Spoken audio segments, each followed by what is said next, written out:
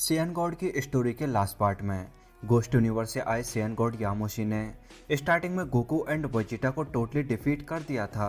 Then थोड़े time के बाद गोकू एंड वेजिटा का यामोशी के साथ रीमैच हुआ, जहां पर गोकू एंड वेजिटा के टीम वर्क ने यहां पर यामोशी को कम्प्लीटली नॉकआउट कर दिया था। बट यामोशी ने जल्दी अपनी ओजारू फॉर्म को अचीव कर लिया और ओजारू यामोशी ने गोकू एंड वेजिटा को बैटल के अंदर यहां पर काफ़ी हद तक डाउन कर दिया था। देन गोकू ने अपने सुपर स्पीड बॉम्ब को यूज करते हुए यहाँ पर यामोशी की 50% बॉडी को टोटली डिस्ट्रॉय कर दिया था। लेकिन यामोशी की 50% बॉडी एक बार फिर से ट्रांसफॉर्म हो गई और इस टाइम यामोशी एक्चुअली में एक कम्प्लीटली डीमन गॉड बन चुका था। हालांकि गोकू एंड वेजिटा ने एंजेलिक इयररिंग्स को पहन लिया था, बट ये एंजेलिक इयररिंग्स तभी एक्टिव होती जब गोकू एंड वेजिटा की बॉडी में सिंगल % भी पावर ना बची हो, तो वो एक बार फिर डीमन गॉड से बैटल करने का डिसीजन लेते हैं। क्योंकि वेजिटा की एक आर्म अभी भी कम्प्लीटली ब्रोकन थी, तो वेजिटा अपने एनर्जी ब्लेड को यूज करते हुए यहाँ पर अपने ब्रोकन आर्म को कम्प्लीटली कट कर देता है। इसके बाद गोकू एंड वेजिटा तब तक बैटल करने का डिसीजन लेते हैं जब तक कि वो अपने फाइनल डेथ पॉइंट पर ना पहुंच जाएं। गोकू एंड वेजिटा अपनी टॉप स्पीड के साथ डीमन गॉड की तरफ रश करते हैं और अपनी पूरी पावर के साथ यहाँ पर कंटिन्यूसली डीमन गॉड पर अटैक करना शुरू करते हैं। बट ये डीमन गॉड इतना ज़्यादा पावरफुल था कि इसके अगेंस्ट ऑलमोस्ट सब कुछ पॉइंटलेस था। गोकू एंड वेजिटा को कुछ भी समझ में नहीं आ रहा था कि आखिर वो अब करे तो क्या करें, कि तभी वो demon God Goku and Vegeta के हेड्स को कुछ इस तरह पकड़ता है और गोकू के सिर में एक ज़बरदस्त एनर्जी ब्लास्ट करते हुए यहाँ पर गोकू को ऑलमोस्ट अनकॉन्शियस करके ग्राउंड पर पटक देता है। इसके बाद वो वेजिटा को हवा में उछालता है और ढेर सारे एनर्जी अटैक से वेजिटा को हिट करते हुए यहाँ पर वेजिटा को भी उसके डेथ पॉइंट पर पहुँचा देता है। क्योंकि इस टाइम गोकू एंड वेजिटा की बॉडी में सिंगल % भी पावर नहीं बची थी, तो वो एंजेलिक इयररिंग्स एक्टिव होती हैं और गोकू एंड वेजिटा की बॉडी से उनकी पावर्स को एब्जॉर्ब करके एक्चुअली में एक न्यू वॉरियर को क्रिएट करना शुरू करती हैं। एंजेलिक इयररिंग्स की वर्किंग स्टाइल एक्चुअली में नॉर्मल पोटारा इयररिंग से टोटली डिफरेंट थी। इस फ्यूजन ने गोकू एंड वेजिटा के डिवाइन एंड स्पिरिचुअल दोनों टाइप के एनर्जीज को कम्प्लीटली एब्जॉर्ब कर लिया था। यहाँ आप गोकू एंड वेजिटा के पेन को फील कर सकते हैं जो वो फ्यूजन के टाइम पर फील कर रहे थे। देन जल्दी गोकू एंड वेजिटा दोनों के दोनों यहाँ पर कम्प्लीटली आउट ऑफ एनर्जी हो गए थे और यहाँ उनकी कंडीशन कुछ ऐसी हो गई थी। वहीं दूसरी तरफ उनके पावर से यहाँ पर एक्चुअली में एक न्यू ग्रैंड प्रिस्ट बॉर्न हो चुका था। यह बंदा इस मोमेंट का वाकई में काफ़ी टाइम से वेट कर रहा था।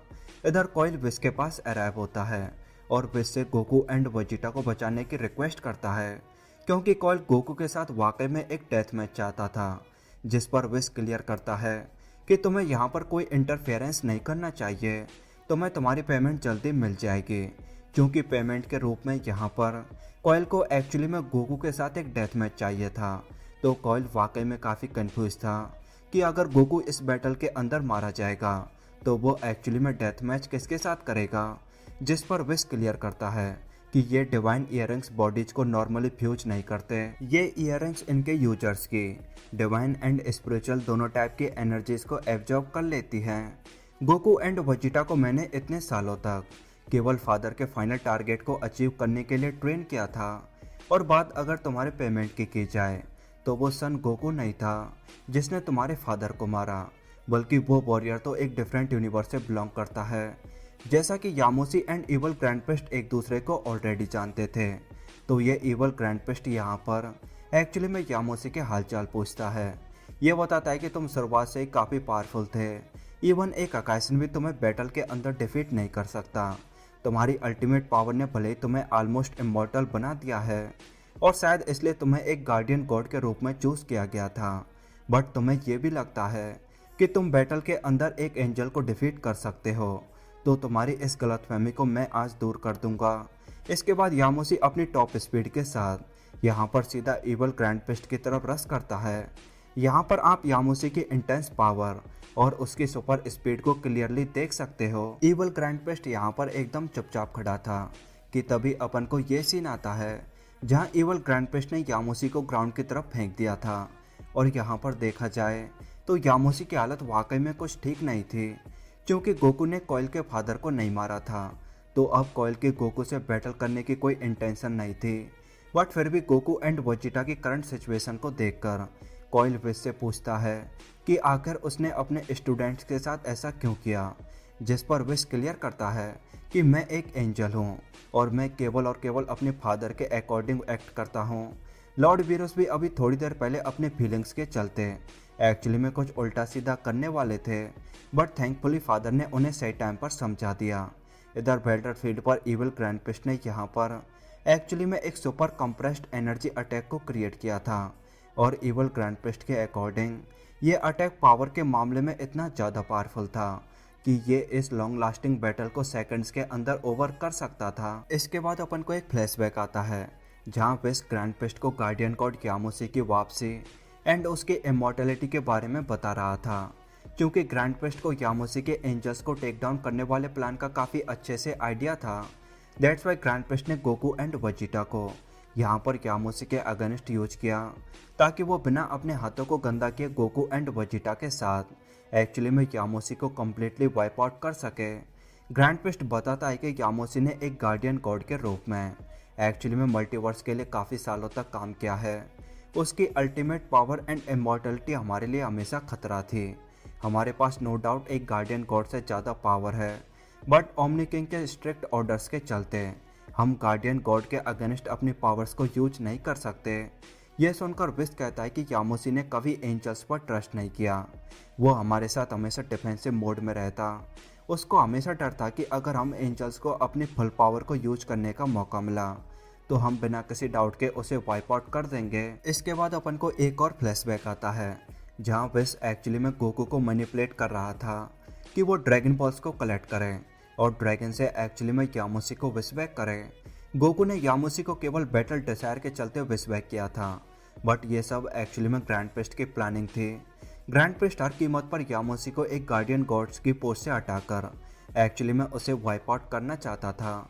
बट जब विश ने गोकू एंड वेजिटा के पास्ट के बारे में एक्चुअली में यहाँ पर ग्रैंडपिस्ट को बताया कि कैसे एंगर एंड रेज के चलते सियंस ने एक शॉर्ट टाइम के अंदर पावर के काफ़ी हाई लेवल्स को अचीव किया है, तो विश यहाँ पर काफ़ी डर गया था कि कहीं गोकू एंड वेजिटा भी आगे चलकर यामुसी की तरह अल्टीमेट पावर एंड इमॉर्टैलिटी को अचीव ना कर लें।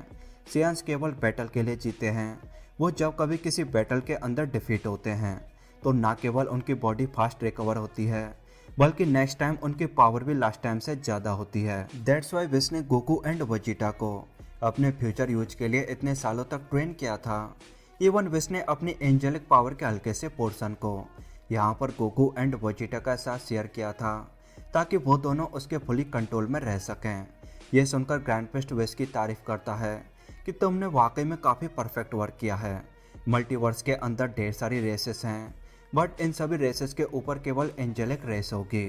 क्योंकि गोकू के पास अभी भी अल्ट्रा स्टेट की पावर थी, तो ये बात ग्रैंडपिस्ट को यहाँ पर थोड़ा सा परेशान कर रही थी, जिस पर विश क्लियर करता है कि आपको टेंशन लेने की ज़रूरत नहीं है, क्योंकि केवल वही वॉरियर्स अल्ट्रा स्टेट की ट्रू पावर को अनलिस्ट कर सकते हैं जो बर्थबॉर्न प्योर हार्टेड हों। बट जहाँ तक मुझे पता है गोकू अपने बर्थ टाइम पर totally violent and aggressive kid था। बाद में उसके सिर में चोट लगने की वजह से गोकू एक्चुअली में प्योर हार्टेड हो गया, तो गोकू कभी भी अल्ट्रा स्टेट की फुल पावर को मास्टर नहीं कर पाएगा। वो अल्ट्रा स्टेट का एक्चुअली में एक विक्टिम है। इसका बेस्ट एग्जांपल आपने टूर्नामेंट ऑफ पावर के आखिरी में देखा था, जहां अल्ट्रा स्टेट ने गोकू को कम्प्लीटली डिस्ट्रॉय कर दिया था। ये सुनकर ग्रैंडपिस्ट कहता है कि मतलब हमें केवल अब यामुसी का ध्यान रखना होगा। अगर यामुसी अपने काम से काम रखकर हमारे मैटर्स में इंटरफेयर ना करता तो शायद आज मैं उनकी रेस को इस तरह वाइप आउट नहीं करता।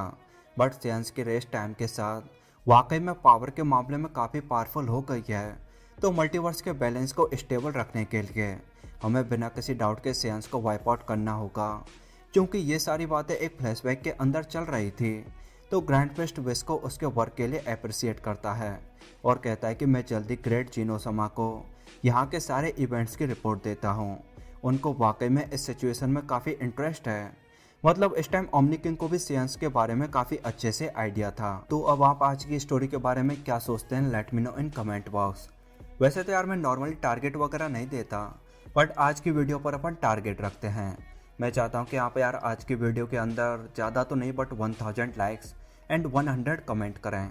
आई होप आपको वीडियो पसंद आई होगी। तो यार वीडियो पसंद आई हो तो वीडियो को लाइक करो एंड अगर अभी तक आपने चैनल को सब्सक्राइब नहीं किया है तो यार वेट किस बात का कर रहे हो, फटाफट चैनल को सब्सक्राइब करते हुए बेल आइकन को ऑन कर लो। बाकी thank you so much for watching and we will see you in the next dragon ball video. तब तक के लिए गुड बाय।